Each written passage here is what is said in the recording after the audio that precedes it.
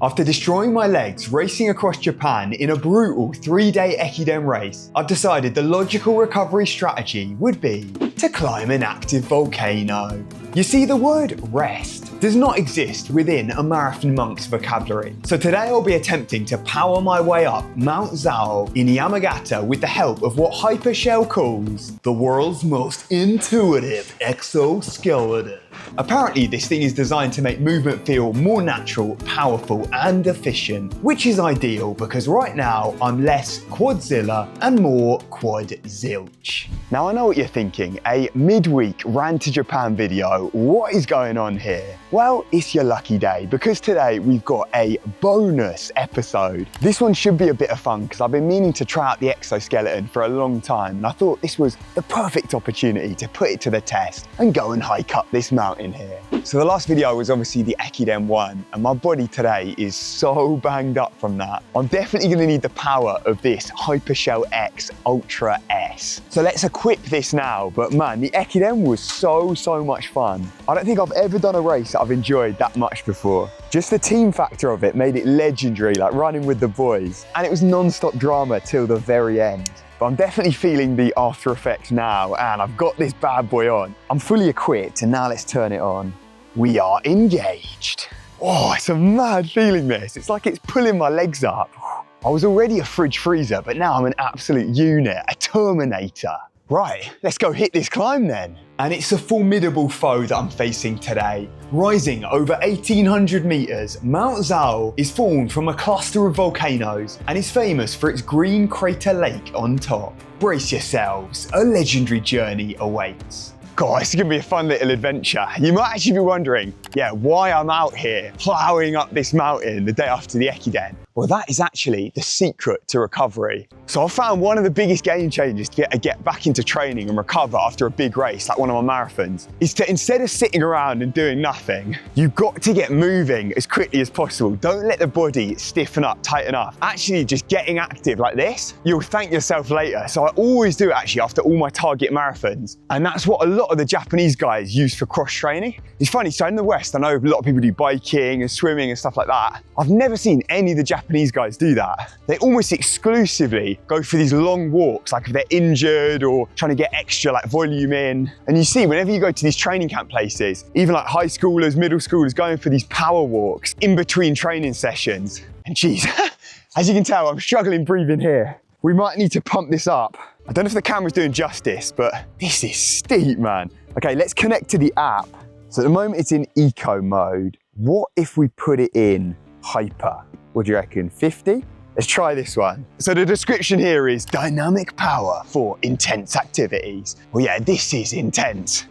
Oh, you see the course is getting treacherous. So I've pumped it up, boosted it up to 4 bars to give me a little bit extra, and it does make a massive difference. It kind of feels like it's working with your body. I guess that's the AI, so it adapts to your movement gait, and you can smoothly ascend the mountain. Oh, just seen a warning bear sign. That's always good. This is the kind of place, if you're gonna find bears, it's gonna be here. Rural, mountainous, forest areas. Maybe if I've got this, I can escape. Absolutely peg it down the mountain, but hopefully we don't have any encounters. And things weren't looking too promising.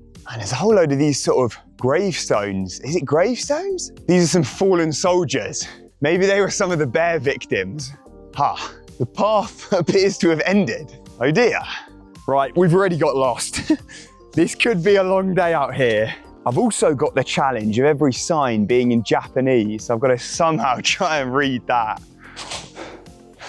So at the moment, I'm sitting at about 116 BPM. So you can tell I'm working pretty hard. It's like a solid easy run effort, this. Actually, let's see, if I turn the exoskeleton off, does my heart rate then go up? Am I having to work harder? Oh geez, you notice the difference. As soon as you turn it off, suddenly, oh my God, then I can feel the thunder thighs. It's like I'm moving in slow motion suddenly. Oh, and my heart rate's gone up to 126. That's a pretty big jump. And fits with Hypershell's reports that the exoskeleton can lower heart rates by up to 42% and reduce oxygen consumption by up to 39%. Oh wowzer. We've reached a little clearing. All right, what's the progress so far? We started, I don't know if you can see, down there, there's a couple trucks. I feel like we haven't been that far. I thought I was smashing it, but I guess I've just been trampling through the forest, barely moving. Still a long way to go. The journey has only just begun. Oh yes, they will talk of this marathon monk pilgrimage for years to come. And I just realized a slight problem. My plan had been to hike up all the way to the top of the mountain, and then I'd get a nice chairlift back down. I just realized the chairlifts aren't running today. It looks like we're gonna have to power hike back down as well. So that might explain the lack of other troopers out here. Very quiet, I've only seen one other hiker so far. Maybe everyone's just driving to the top because you can actually get a car all the way up there. Those cheating bastards. I guess they don't have robotic assistants, to be fair though. So far it's been pretty fun using this, playing around with the different modes, the different buttons, and feeling how it reacts on the terrain. Like, this is obviously not the easiest climb here, and my legs aren't exactly in the best place possible. The thunder thighs have taken an absolute battering from the ekiden, but this has given me just that little extra where, yeah, you can imagine if you're coming back from an injury or you've got some kind of mobility troubles, this could be a game changer. So I got to stop messing around and get back to climbing. Go on. The reason this is fun for me is because normally I never get to do stuff like this, like non-running activities, like going on like massive hikes and stuff, just because I'm so locked into training. So that's why it's the perfect time after a big race, when I can actually use this time. I don't need to smash a run today, and instead I can do a slightly more relaxing activity. Yeah, this is ridiculous. From we getting any shots like this, I then have to walk back down and pick up the camera. I guess for the cinematic effect, it's got to be done. That's the tough life of a runfluencer, eh? Okay, we've just hit the road. This is good. This means I'm going the right way. So you got all the cars and stuff, I guess, are coming up there, sneaking straight up to the top. I'm going to take the path here. So I kept ploughing on through the foliage, enlightenment awaiting me at the top. With, rumour has it, a Scran to Japan special as well. So I've been moving for well over an hour now, and the battery's still going pretty solid. So there's plenty of juice in this bad boy still. Oh, there's a bit of snow. I'm actually sweating away. I don't know if you can see. I had to put the cap on because I was like, I'm gonna get sunburned. And we're up here powering through snow piles. Actually, this mountain, Mount Zao, has some of the highest snowfall on Earth. Like in winter, completely covered. And I think it's a classic skiing spot. And then actually in summer, a lot of athletes come up here because they've got an altitude training place. So it's got like a track, cross-country course, all of that. And so even though my home of Nanyo is way further north of Tokyo, it's still brutally hot in summer. The ND Soft Boys were saying it's 35 to 40 degrees daily with near 100% humidity. So I'm already planning my escape up here. This high altitude training spot is calling my name. It's mad, but the further we've gone, my legs have actually started feeling better and better. I always think this on these active recovery days. At the start, it's like, oh, you are not up for it. Like, I'm telling you, every step, the thunder thighs are killing me. But genuinely now, I'm starting to feel pretty good. I think it's just because the legs are moving. All those muscles that got battered yesterday are starting to loosen up. And I'm good to go. Bring on ekiden round 2. But I was thinking after the ekiden race, why do we not have this overseas? It's by far the most entertaining form of running. Even though the event's about 15 hours in total, split across those 3 days, I was locked in the whole time. But we need to have more of it overseas. Actually, shout out, I was just thinking, this cap, this is the UK ekiden cap. It's now in its 3rd iteration. It's coming up next month. I'm gutted that I can't make it over. The timing just doesn't quite work. I think we're nearly at the checkpoint. The checkpoint being the restaurant. I'm absolutely starving now. I had the genius idea of packing no water and no snacks in here. So I'm hoping we just crest this hill here and we can have a little rest and refuel. But not long after, I had a tough decision to make. Okay, we've reached a fork in the road. We can go left and reach the official summit. I think it's about 1,800 meters at the top of the mountain. Or we can go right and head to the restaurant and the Japanese shrine. Yes, I think you know which one I'll be choosing. I mean, come on. It would be rude not to sample this local cuisine of Mount Zao. But before I could enter the restaurant, I was met with a quick-fire Japanese reading test, which I thankfully passed with flying colours, and the heavenly smell of pork beckoned me in. Thank you. Thank you. Very heavy. Ah, 本当ですか? Take care. 美味しそうですね。ありがとうございます。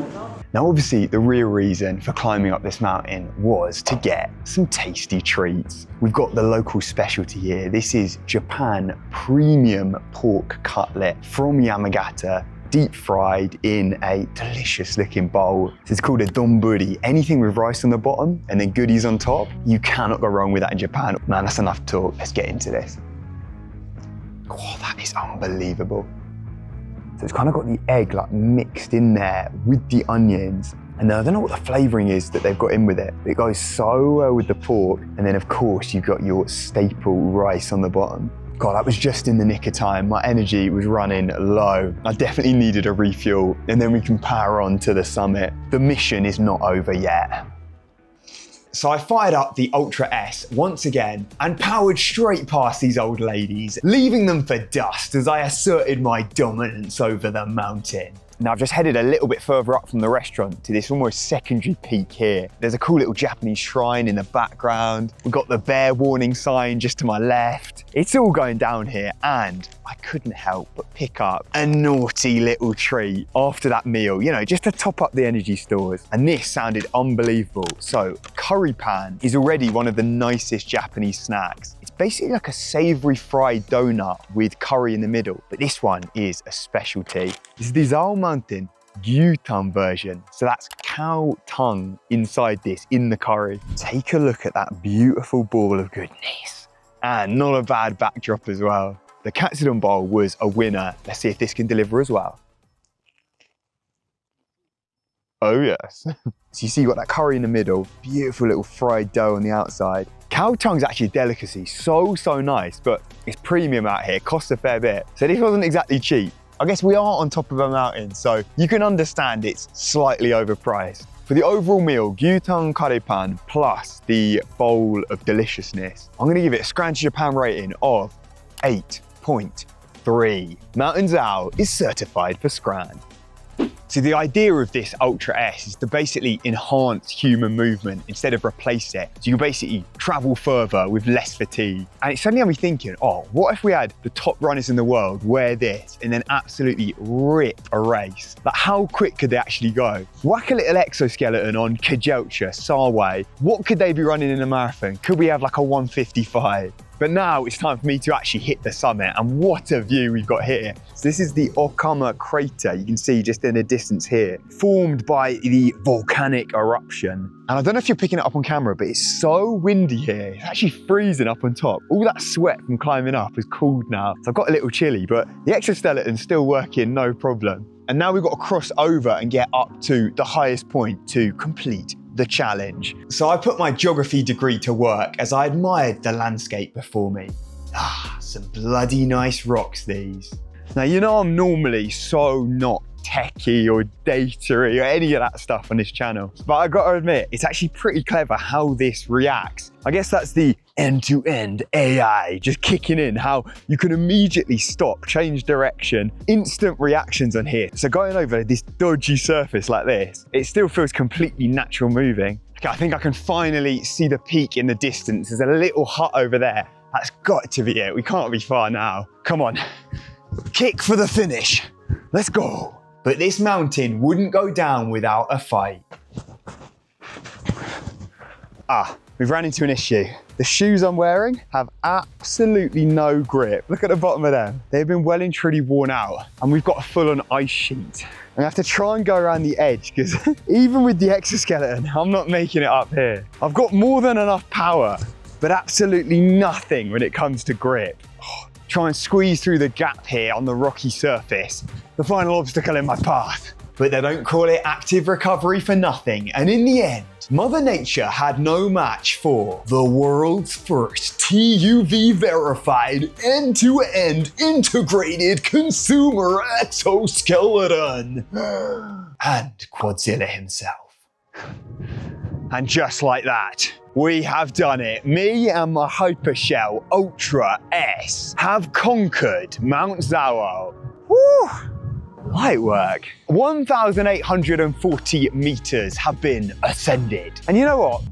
felt like a walk in the park. This is a mad bit of kit, you know. Some futuristic tech that was a whole lot of fun trying out. And I know this was a bit of a different video, but I hope you guys still enjoyed it. And of course it was a bonus episode. So we're back to classic Run to Japan formula on the weekend. But I hope you enjoyed this video. I will catch you in the next one. Remember, train harder, not smarter. Let's go. Now, how the bloody hell am I gonna get back down?